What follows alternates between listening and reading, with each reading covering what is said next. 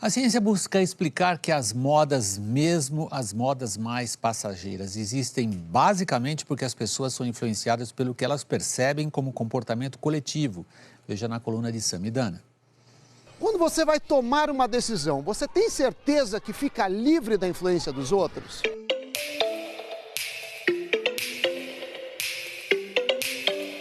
Gostamos de pensar que somos independentes e mantemos a nossa individualidade. Mas o fato é que somos muito mais influenciados do que gostaríamos de admitir.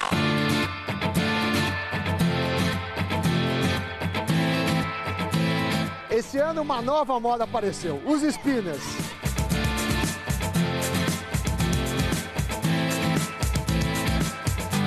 Esse brinquedo parece uma novidade, mas não é. Ele foi criado em 93 por uma engenheira americana, que registrou a patente. 20 anos, não tinha vendido quase nada, a patente expirou. Há pouco tempo, a indústria de brinquedos relançou e aí o sucesso foi estrondoso.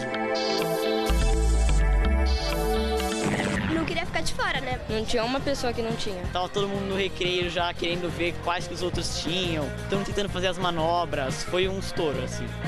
O que gerou o efeito manada dos spinners foi o argumento de venda. A engenheira sofria de uma doença que limitava seus movimentos. Era uma forma de brincar com a filha sem se mexer muito.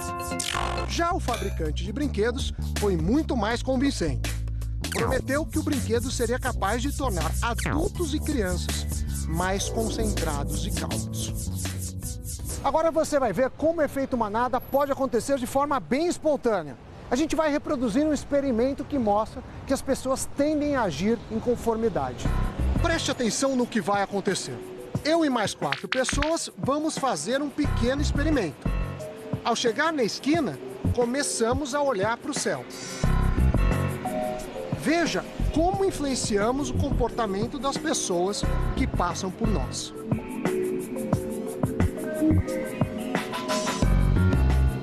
Apesar de não ter nada de anormal no céu, muita gente não consegue conter o impulso de olhar para cima.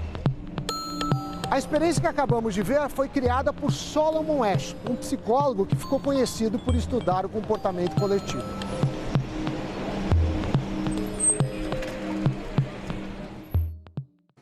A gente está aqui com o economista Samidana, o autor da reportagem que vocês acabaram agora de conferir sobre como que o coletivo acaba condicionando de uma maneira ou de outra o comportamento individual em questão de moda. Você pensou em se juntar com todo mundo lá e vender aquele negocinho na reportagem? Não, né? Olha, eu nunca tinha entrado na brincadeira, mas naquele dia que a gente gravou, eu fiquei brincando um pouquinho. Caí na moda, William. Teve sucesso, não? Não, as crianças de 10 anos me deram um baile, viu? Mas olha só, esse estudo que a gente mostrou foi mais uma brincadeira, ainda que seja um estudo real, mas o estudo mais famoso que tem é o do Solomon Asch, que foi o autor desse, mas que ele pegava 6 pessoas, sendo 5 atores e um participante. Na verdade, a gente estava interessado a ver qual seria o comportamento desse sujeito aqui. E ele mostrava o seguinte para essas pessoas. Ele tinha aqui, William, 3 tamanhos de retas. E aí aparecia uma e os participantes deveriam falar, olha, essa se parece com a 1, com a 2, com a 3. Era muito fácil. Então, começava o estudo da seguinte forma, o experimento. Ele mostrava uma reta e todo mundo falava 3. Os 4 atores primeiro, aí vinha o participante e falava 3. E os atores eram instruídos a dar essa resposta. Exatamente. Aí vinha a segunda fase. Segunda fase, mostrava outra reta, essa vez maiorzinha. Eles falavam 2, 2. Aí começava a ficar interessante. Na terceira vez, na quarta vez, vinha uma reta. E as pessoas respondiam um absurdo. Por exemplo, eu acho que a reta é a 3, que nitidamente não era.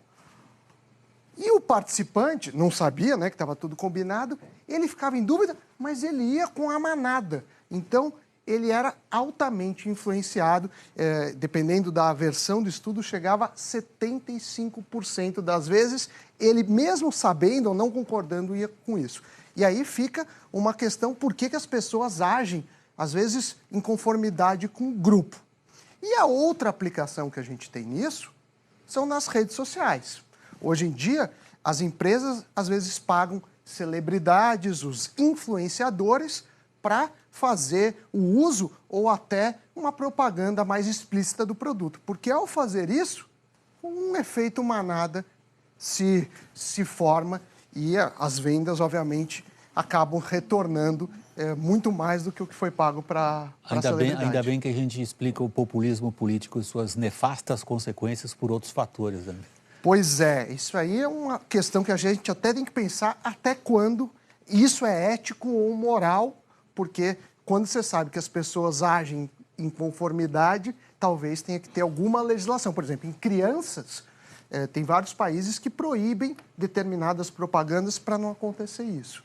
Isso é uma reflexão, mas o que vale, pelo menos da coluna de hoje, é a pessoa aí, você de casa, pensar o que você faz por vontade própria, o que você acaba fazendo aí pela manada. Especialmente na hora de votar. Muito obrigado, Sami. Boa noite. Na hora de pra votar, a você. consequência pode ser bem grave. Até a próxima, William. Tchau, tchau. Boa noite para você. Obrigado.